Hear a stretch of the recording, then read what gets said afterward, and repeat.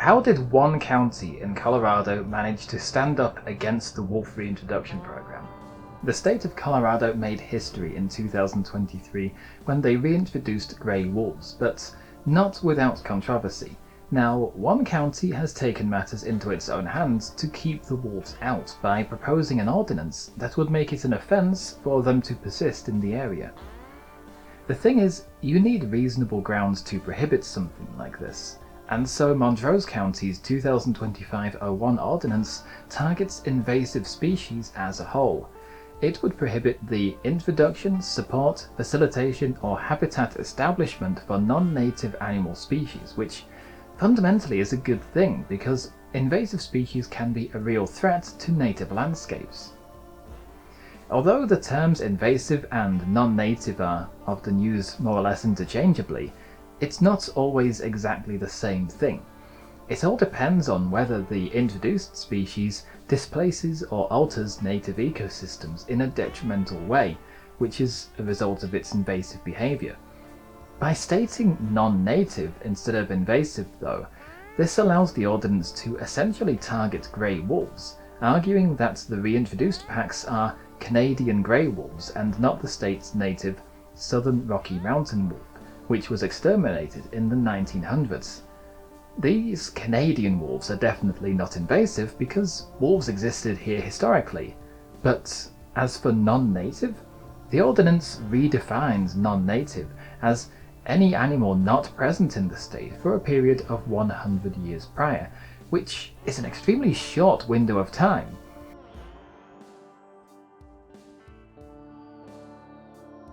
By changing the definition of what a native species is, wolves can suddenly be presented as an ecological threat.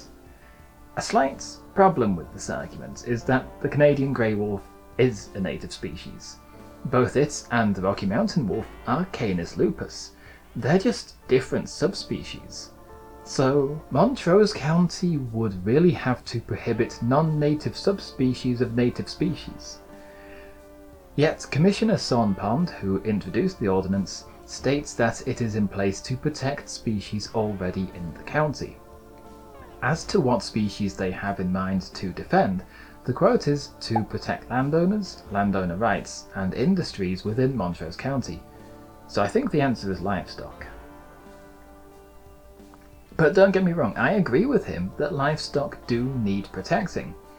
But by making wolves illegal, I don't think that's going to prevent any attacks. It'll maybe just create a bit of revenue from fines. And how do you convict someone of facilitating habitat establishment for wolves when they can occupy almost any habitat available, regardless of its quality?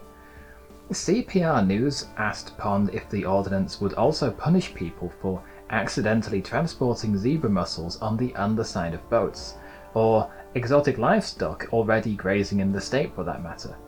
The Commissioner pointed out that it is specifically aimed at intentional reintroduction and not accidental release of invasive species, but it could be used to penalise people if there was evidence of intentional release. So don't go releasing zebra mussels in Montrose County.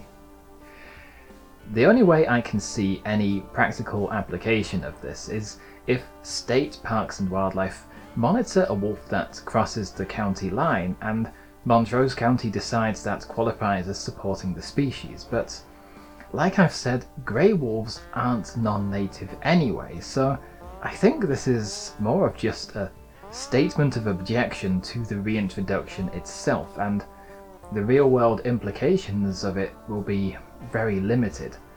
But the pressure to pause the program seems to be mounting, and not just from the public sector. At the end of October, the federal government intervened, threatening to pause or even halt the reintroduction program.